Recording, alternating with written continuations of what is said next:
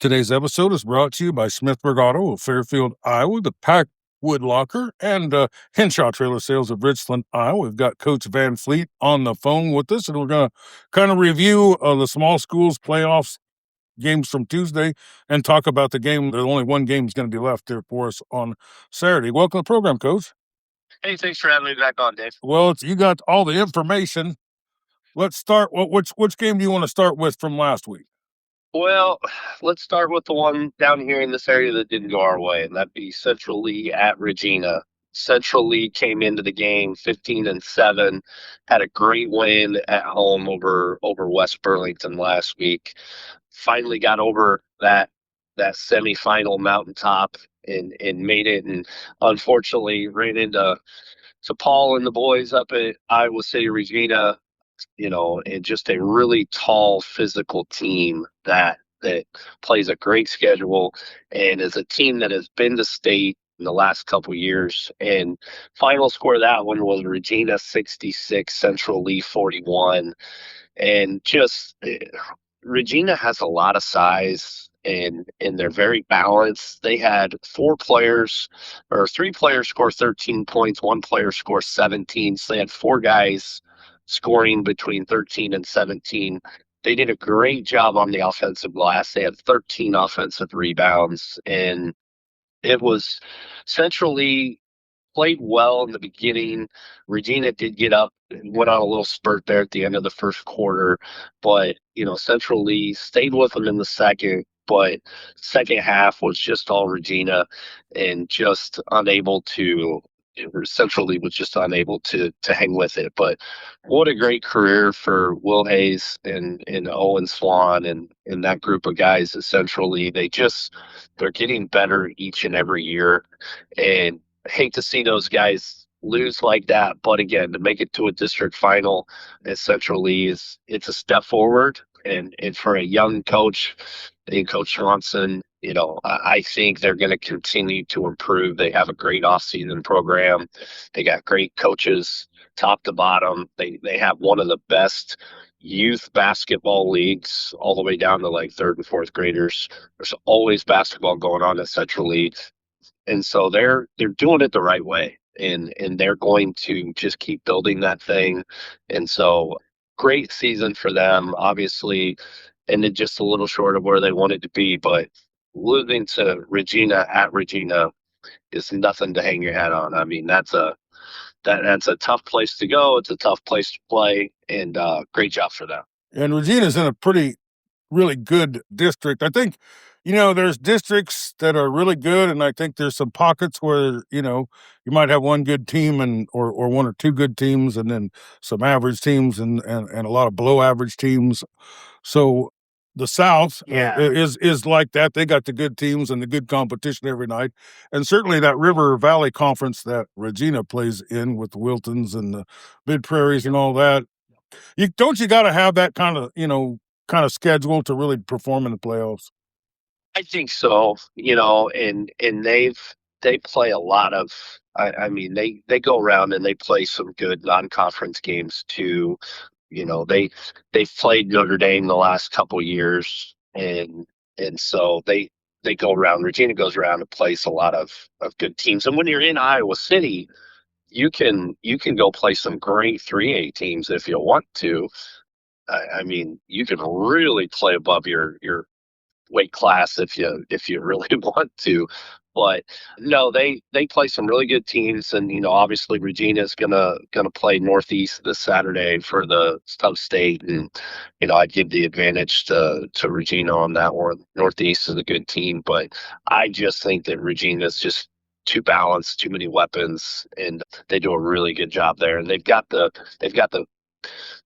pedigree. They've done it. It's in their DNA. They've got that championship DNA. They've done it before. They know how to do it. Those are the hardest teams to beat, the teams that are in that position year in and year out, and Regina's done that. Yeah, they had a great football team too. Holy cow, they were. It's just every sport they'll have a great baseball team too. I don't got nothing against Regina, but I got to say I don't hate it when they lose. But it ain't very often. Yeah. Well, yeah, and Paul does a great job. I've known him for many years since he was down we used to work camps together at University of Iowa, and then he was at Didn't he Mount coach at Pleasant. So I Washington or moved down there. something? He was in Mount Pleasant, Mount Pleasant, so yeah. yeah, and so took that team, I think, to the well at least once, and just does a good job. And yeah, I've worked with him on other things, and yeah, he's somebody that talk to a couple times a year, and just good dude. And so yeah, that was a good one. The other game that everybody was kind of watching around here in Southeast Iowa, the one that I was at on Tuesday night, was Holy Trinity at Notre Dame. These two teams know each other just about as well as anybody. This was the third time they'd played them this year. You knew that Holy Trinity was going to have a game plan, and boy, did they. The final score was 64-51, but I cannot stress enough, the score does not tell the full story. It was much closer than that. They had a chance to, I think, tie it with a three late in the game, and Notre Dame just kind of pulled away there a little bit late. But very close game. Great atmosphere. Shea Stevens didn't throw his best stuff, and a lot of the newspaper articles down here talked about that. But I got to give a lot of credit to Jack Rager, freshman point guard for Holy Trinity. I I sent his dad a message this morning. I thought he did one of the best defensive jobs on Shea Stevens that I've seen this year. He kept him in front. We always talk about how Shea runs downhill, how hard he is to guard in transition. And I thought that Jack and the entire team at Holy Trinity did a great job. They tried to post Shea up a little bit, and every time Shea got the ball, they had three Holy Trinity guys on him. Now, what that led to early in the game, especially, was open shots for Notre Dame. And the story of the night was Griffin Keys. Griff came out, made 7 threes, 22 points, led Notre Dame in scoring. Just if Griffin Keys doesn't hit his shots, we could have been talking about one of the bigger upsets in the last 10 years here in the Super Conference. But at the end of the day, a lot of credit to Holy Trinity. Lane Rum, 26 points. It's tough to see him go out and finish his senior year, but we always used to talk about it in our program as far as going out on your field, giving it everything you got. If you're going to lose, you're going to go down swinging. And that was I've seen Lane Rum have some good games this year, but I've not seen him just control a game like that offensively. He played as good as he could have played. He hit every big shot that he took. 26 points, 10 of 19 from three. He didn't shy away from the shots, made 10 threes. And again, just such a great night for showcasing the South. Really, really, really good night. And at the end of the day, Notre Dame got it done. They had more balance, they had more depth. They just came at Holy Trinity, and just Holy Trinity threw their best punch. No doubt about it. You got to give credit to Coach Hellige and the team. They had a great game plan. They always do, but they only played 6 guys, and at the end of the night, Notre Dame's bench, Tatum Warner, Kellen Porter, Garrison Reed came off the bench, another freshman from Notre Dame that's got a bright future, hit a big 3 there in the first half. So they had some guys that stepped up. Notre Dame just was a deeper team and had more weapons. And at the end of the night, that was the difference in that one. So final score, Notre Dame 64, Holy Trinity 51. And that leads us with Saturday night. Notre Dame is going to travel up to Iowa City High and play Calamus Wheatland. These are two teams that have not seen each other in person, but they do have two common opponents. Calamus Wheatland, 23-2 on the season. Their 2 losses are to Marquette Catholic, who, as you know, earlier in the season played Notre Dame. Notre Dame beat them pretty handedly. Really was a start to finish all Notre Dame ball game. So you have that game as a common opponent. And then the other one was Calamus Wheatland played Hillcrest on Tuesday night for their district final. And that was a very low scoring game. Hillcrest slowed it down. Another team that had a great game plan did not want to get into a street fight track meet with Wheatland, who can put 90 points up, very similar to Notre Dame. And that game ended up going to the wire. Calamus ended up Wheatland beating Hillcrest 48-46.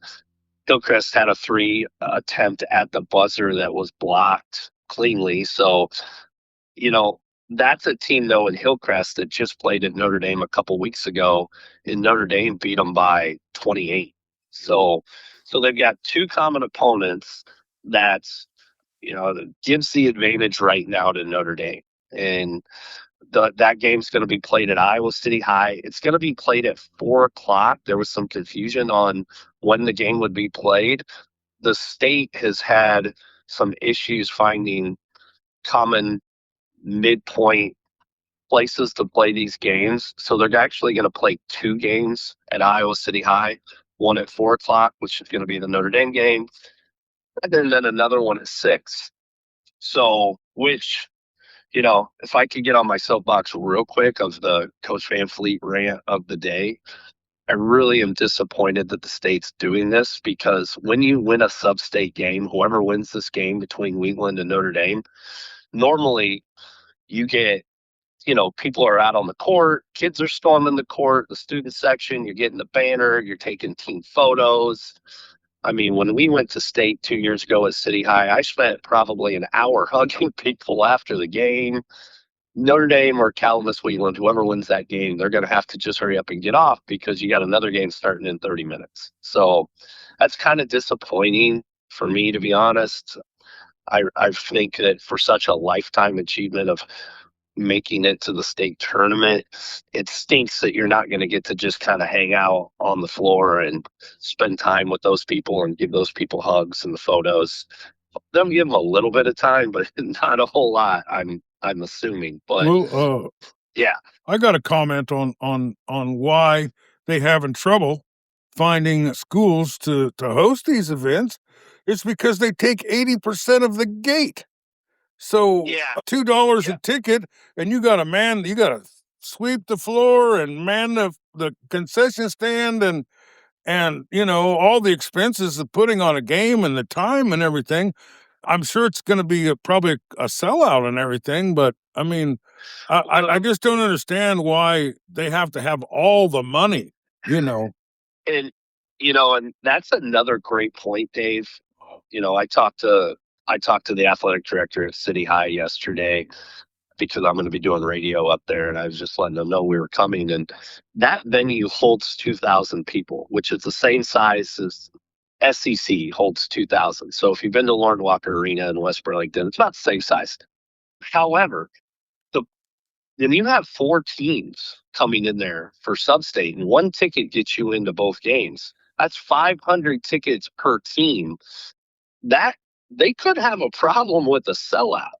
And I don't know how the state will handle that problem if all of a sudden Wheatland fans, Notre Dame fans, I can't remember the other game. I want to say it's Marquette and somebody, but can you imagine if all of a sudden there's no tickets because they put two games in the same venue, and now all of a sudden, and they can't put the game on. They don't allow you to put it on Huddle unless you pay, like, I don't know, it's an ungodly amount. This is I'm just gonna throw a number out there at you of $1,500. That's what they want now. Well, that's what a sub-state game is. Yeah, and I obviously we're doing radio, but it's too bad that as schools we all have to purchase Huddle.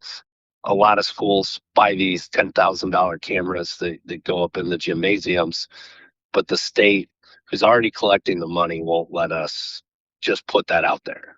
And I get it. You want people in the gym. Totally get it. I want that too. But, when I was coaching, I have family in Arizona. I have family all across the country. We have grandparents. You have aunts and uncles. You have former players that are off playing in college.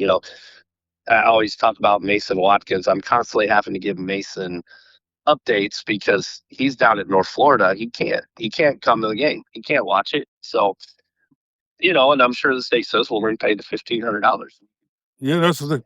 I did a state baseball tournament, and I did not broadcast the game live, and my rebroadcast fee was $275 to do audio only. You know, no, I mean, like to say, is it's a high school sport. I don't know why it's not, more about letting the Yeah, grandparents that live in Florida or something. We did that game. I did a JV game with Fairfield and Mount Pleasant, and yeah, we had so many people from out of state. I think we had 4 different people from Texas watching the game. And good yeah. God, the messages and the Facebook messages and the posts about thank you so much for doing this. We never get to see our grandson play. This is such a great opportunity. Thank you for what you're doing. So like to say, there's a lot of people like to see, especially when their kids are, got a chance to go to the state tournament and all that. I mean, but they got to have all that money. So, Well, and again, if the game ends up being a sellout because you have 4 teams coming in for a sub-state to the same venue, it will create some sort of upheaval, I would assume, from those 4 schools, especially. if you will, Um, and, and and we'll see. the host school's not going to make as much money as if there was 500 people at the game. Yeah, yeah. I mean, obviously, the people working concessions and all that, and they'll get some. They get all. Yeah, well, I mean that'll go to the booster club and all that, so that's a good deal. But and I know that it'll help the economy. I mean, all you get Yeah, 2,000 people come to any town. It's gonna, they're gonna go to the stores and they're gonna go out to dinner and all that other stuff. But whatever. I got no control over it. So that's why I don't, people ask me, it says, you do all the games all season long and in the playoffs and you don't do any. And well, we don't, yeah, we don't raise that kind of money. yeah, I mean, like, yeah. I was going to do Pekin's game, but I mean, like my budget for Pekin is $150, for the season. Yeah. Not, not.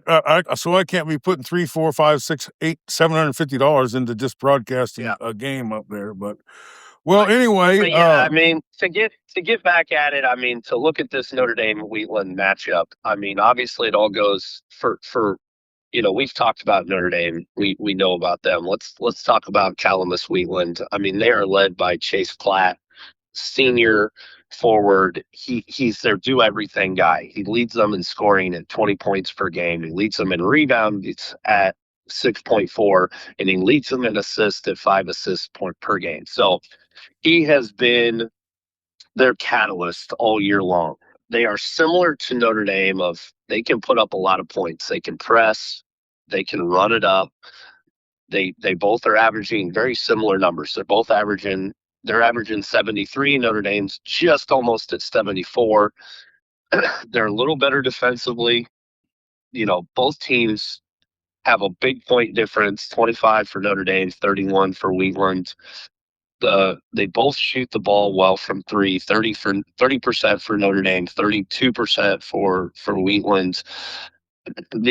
The thing, Notre Dame gets to the free throw line a little bit more and is a better free throw shooting team. Wheatland is not a great free throw shooting team, shooting at only 56%, but they're a great offensive rebounding team. And that's something that Payne Protsman, Eli Olson, Shea Stevens, especially those 3 guys that are the quality rebounders for Notre Dame, they're going to have to put bodies on guys. And, they'll be okay dealing with the press break, I would assume. Notre Dame hasn't really been bothered a lot by press all year, but they're going to have to find Klatt for Wheatland. They're going to have to shut him down. And then they have some other guys that do some stuff, but at the end of the day, it's all going to go through Klatt, and that'll be interesting. I mean, obviously there's some good players. They've got 3 players averaging double figures for Wheatland. Notre Dame's got about the same, but both teams have a lot of depth, or at least more than normal that we see around here. So, going to be a great game, Dave. I'm really excited about it, and like I said, I hope and pray that the game's not a sellout and people get stuck outside without a ticket. That would be horrible. well, I got one more question for you, Coach. There, and this is a question as a coach. You probably had some experience with. you're in the playoffs. Do you rather play a Mhm. team you played a couple times, or you play year in and year out like a Holy Trinity Notre Dame or a West Burlington Central Lee matchup, or you rather play a team you never played before, maybe don't know that much about? I think I'd rather play a team I've never seen. Most It's coaches tell me that. You know, I think yeah. there's a danger in playing a team that you played a few times because they really know. You know, I mean, they're not going to be intimidated, and they I don't know. They probably do pretty good, but we'll find out You here. you hear coaches say all the time it's hard to beat a team 3 times in a season. And when you get to a playoff type situation and you've swept a team, it's really hard. And I think that's especially the good teams that have coaches that are putting together game plans and all that stuff, and then you factor in the pressure of the moment. And when you beat somebody twice and you're playing on the third time, all the pressure was on Notre Dame. There wasn't any pressure on Holy Trinity. I mean, yeah, your season's over if you lose, but nobody else in the league had beat Notre Dame. So, you know, you can't really put that much pressure on Holy Trinity. So they went into it with nothing to lose. Now you go into a situation where you got Wheatland and Notre Dame where both teams have 2 losses. Both teams have a trip to state on the line, and now the pressure is equal. And so I would have rather played Wheatland even than, let's say, Hillcrest makes that shot. And now all of a sudden you're playing Hillcrest. I mean, you got a team you just beat by 28. Would you be worried about that? Probably not. But, you just seen them and they're going to have a chance to adjust. Yeah, good Uh, coaches make and so, adjustments. You yeah, know, they and do. They and do. they see what see. They know what they got to tighten up and everything. But Yeah. incredible. Yep. Do you know anything about that game? I just know it was a really close game. I've seen Hillcrest a few times. They're really pretty popular up there at Hillcrest. Yeah, Uh, Hillcrest was up one early or like late. I'm sorry, it was just back and forth. It was a very close game. I want to say it was maybe even tied at the half, but back and forth. Obviously, very low scoring game, which is not like Wheatland's. They normally are averaging in the 70s, and they've I mean their last 5 games they've had, I mean gosh, they've in their last 5 games they've had 3 games that was 88, 91, and 99. So it's not like, I mean they're used to scoring high velocity. So for whatever reason Hillcrest somehow, and it's just, you know quality team in Hillcrest that's used to winning, used to being in the moment, they found a way to slow that thing down. And both teams just didn't make a ton of shots, didn't necessarily slow it down, but they Wheatland only shot 31% from the field and was only 4 of 21 from three. Hillcrest was only 2 of 9, so they pounded the ball inside. They didn't shoot a lot of threes. They slowed it down. But again, Wheatland had 12 offensive rebounds. And when you look back at the stats of Wheatland, their offensive rebounding is the thing that really is one of their major superpowers. And that all goes back to Klatt. So they're going to have to keep Klatt and those guys in check. And if they can do that, eliminate the offensive rebounds, that means Notre Dame's going to be able to get out and run. And if Notre Dame can get out and run and score 20 points in transition, I think they're gonna have a really good chance of winning. well, if they win, they're going to the state tournament, which is rare air. In the 5 years, Round Guy Radio has been covering high school sports in Southeast Iowa. We have one state champion, and that was New London in baseball. And they came back from like an 8-run deficit to win that game. But other than that, I remember Waco won a game, and I don't know, maybe Winfield Mount Union won one. I don't remember. I don't think so. It's once we get up there, it's just you don't see a lot of wins, and you don't see a lot of we don't get a lot of teams. There's several years we didn't have anyone go to the state tournament. And sometimes that year you went, Winfield Mount Union went the same time. But what is the deal at the state tournament? Why is it so friggin' tough to advance into that? Well, I mean, I think it changes between the levels, honestly. I think the 2A sub-state game is really, really difficult. There's some really good 2A teams in the 2-hour radius of here. At the 1A level, I think the district is hard because you got really good teams like Notre Dame and Holy Trinity and, just teams that Danville and teams that are respected and play hard and are tough to beat. And so over the years, the 1A district has always been harder than the sub-state, in my opinion. Notre Dame's made it. They made it to state 2 years in a row in the late 2000s with Ryan Rump. They had some great teams with Chris Kirk and some of those guys, and so they've had a lull since 2009. I think maybe was the last time they went. I better research that before I go on the air Saturday. But no, it's such it's such a hard thing to do. I mean, you have so many teams, and you're trying to narrow it down to eight. And for a lot of teams, making it to the state tournament is the goal. For our teams, it was always the goal. Once you achieve that goal, now you're playing with house money. Now it's like your wildest dreams goals are coming up to play. And this Notre Dame team this has been their goal all year. And they have all the pieces to do it. Coach Keys does a great job, and I really hope that we can see them represent Super Conference and make it in. And, as a guy who used to coach at Notre Dame, and Dan was, former assistant of mine, and, I worked with him and brought him into the program in 2012. It's been a long time coming for Dan. And I really, really, really really want to see those guys get it done. It'd be great for the community in Burlington. And again, you talk about state. West Burlington's done it. Burlington's done it. It'd be nice to see Notre Dame do it this year. I'd be like a 5-year span where all three teams in Burlington would have made it to the state tournament, which is pretty cool. Says a lot about basketball in this area. Yeah, Burlington's been to the state tournament in basketball in my time. I know Notre Dame's baseball team was there a couple of years ago when I was there, and they were at the sub-state game, and they lost that game by 1 run because of a 3-run homer by Isaac Bruns late in the game. And yeah, boys soccer at Notre Dame's been really good the last 5-6 years. They made it.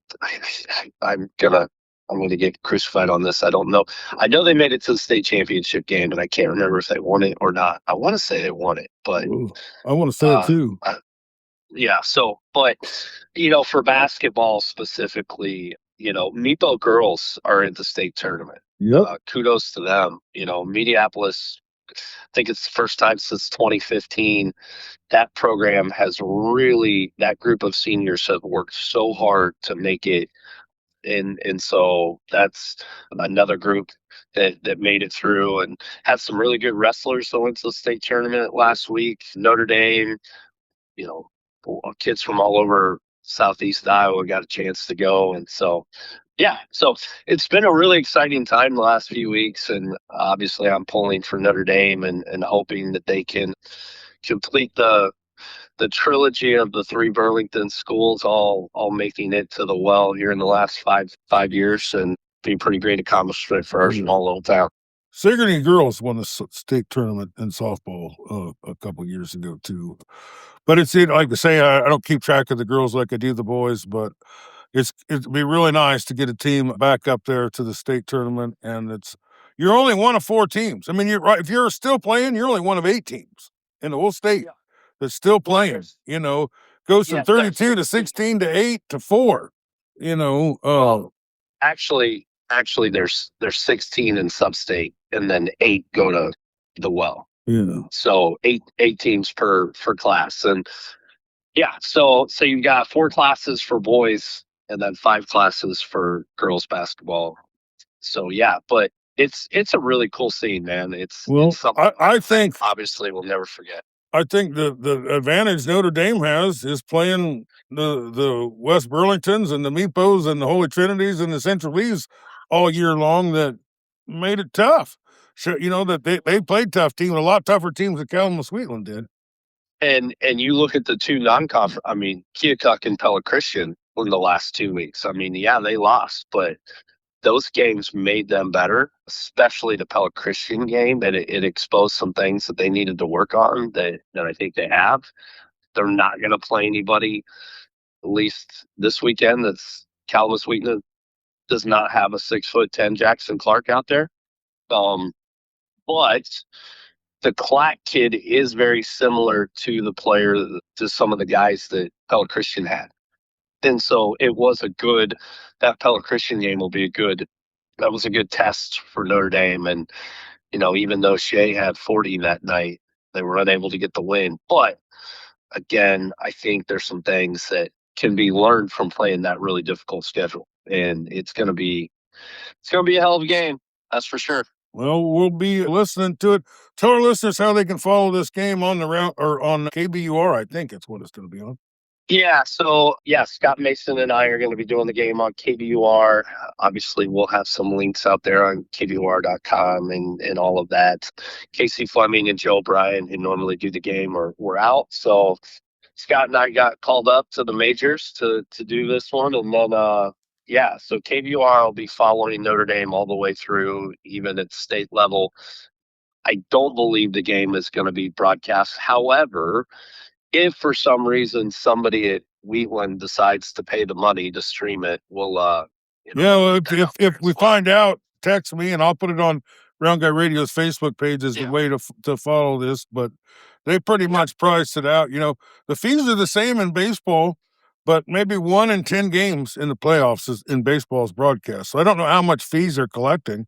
If the fees were a little lower, there'd have been twice as many, or half the games might have been on if there was a reasonable price to get in there. But let's face it, the economy in Iowa is not super great. And, businesses just don't have extra $1,500 just laying around. They can just throw at something, and well, and the people that want to go are going to go. It's more for the people that can't make it, like that are literally not in the viewing area where they can drive 2 hours to the game, and that's what stinks. The grandparents, because as parents and fans, we're constantly texting people during the game, score updates and what's the score, because people can't watch it, and it's something that I have no problem complaining, that, and I talked to enough people at the state level that I'm like, if we're not gonna, I just don't see why we can't promote these kids and promote the sport without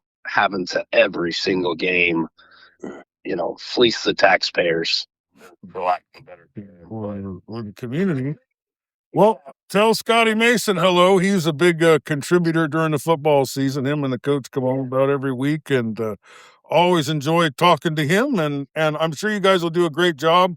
It seems like to me you're the A team. The other guys might be the B team. I don't know, but well, at least you're qualified replacements there. Yeah. And Scotty Melvin's going to be there, I'm told. Well, I figured Scotty wouldn't miss this one. He don't miss much. He likes them really, really good games and really, really good teams, and that's what he's. And I'm sure he's going to be. Oh, he made a post about he was so sad seeing some of those kids. You cover them for 4 years, and they become, maybe not like your son or something, but like your nephew or something. You get, and then they grow up. But then there's always the new kids, and you get the Ragars coming in there that's going to be with us for a while, and we'll see how it goes. But I ain't got anything else for you, Coach. You got anything else you want to say? No, just what a great season. All these teams in the South have had. Just some great basketball again, and unfortunately, somebody's got to lose, but that's nothing to be ashamed of for some of these great teams around here that have Central Lee, Holy Trinity, West Burlington, some of these Meepo, just some great teams and great coaches and great kids, just absolutely great kids. And that's the fun part, like you said, being able to cheer these kids on. And it's sad, but that's part of life, part of growing up, and these kids will at some point they'll look back fondly on it, hopefully. And thanks for everything, and I'll give you an update on Sunday. We'll hopefully talk about either Notre Dame going to state or hearts broken. but Mhm. hopefully it'll be the first one. Keokuk and Washington are still in the tournament, but they're the bigger schools, and we maybe do something about that. If you want to hear about Keokuk, their coach, Coach Protratz, came on yesterday, and there's an interview up there. You can check that out. Thanks for being with us today, and thank you for all you did this season.